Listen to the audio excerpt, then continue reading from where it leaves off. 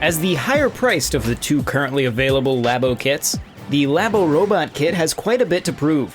While it was immediately obvious that the build itself would be significantly more intense than the toy con available in the Labo Variety Kit, I also went in hoping for a more substantial game experience rather than a series of minigames.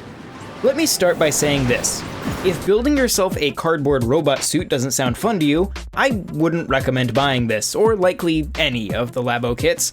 The vast majority of the time you'll get out of the Labo Robot Kit will be spent building. In total, it wound up taking me about 3.5 hours from start to finish. On the other hand, I was able to complete the entirety of the game's traditional content in 90 minutes or so. Granted, this doesn't touch on the limitless possibilities present in the Toy-Con Garage mode, which allows you to create your own contraptions, but all in all, if you approach Labo as a traditional gaming experience, you'll likely be disappointed. This isn't to say the experience is bad, but you'll need to approach it from the correct context.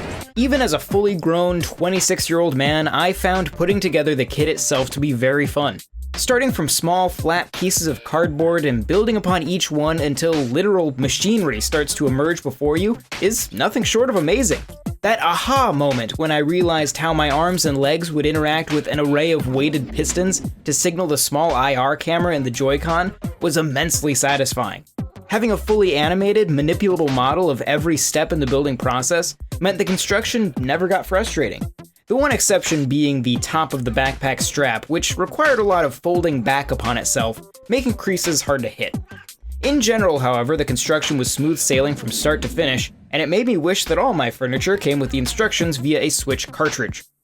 While construction isn't difficult, I do wonder if the average child would have the attention span necessary to stick it out to the end. More likely, I suspect parents will be finishing the project on their own while their child gets bored and goes to find something else to do.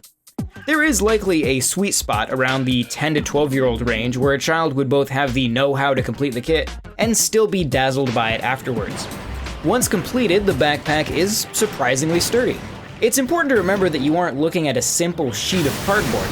Inside are multiple reinforced structures that help the entire thing maintain its form. I've tossed it around, tugged at it, and intentionally put too much tension on the strings used for the arms and legs without any perceivable damage.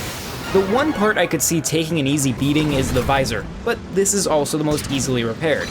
Once you do get the robot all put together and you've strapped yourself into it, you're dropped directly into a city and told to start punching things. It took me a moment to get the length right on all the strings, but once I did, I was honestly amazed by how accurately my movement was tracked. Once my tour of destruction ended, I wandered through the menu to the challenge mode. This is where the real meat of the game portion of this Labo kit can be found. Challenge mode is separated into 4 categories, with 3 levels each. Each level then consists of 4 individual challenges. There is also a hidden UFO in each challenge that can only be found by flipping down the visor and entering first-person mode. This mode offers some interesting scenarios, but if you're a seasoned motion control pro, you'll likely blow right through it in an hour or two. While it may be more substantial than the majority of the existing Labo experiences, ultimately this is more an educational craft project than a game. As such, much of the enjoyment of Labo hinges on the participants' enjoyment of making the Toy-Con itself. As for myself, I had a lot of fun building the robot kit, but I question whether it felt like $79.99 worth of fun. With only one project, the robot kit might be best saved for Labo enthusiasts. Thank you very much for watching, and if you enjoyed this video, be sure to subscribe, leave a comment, or a like.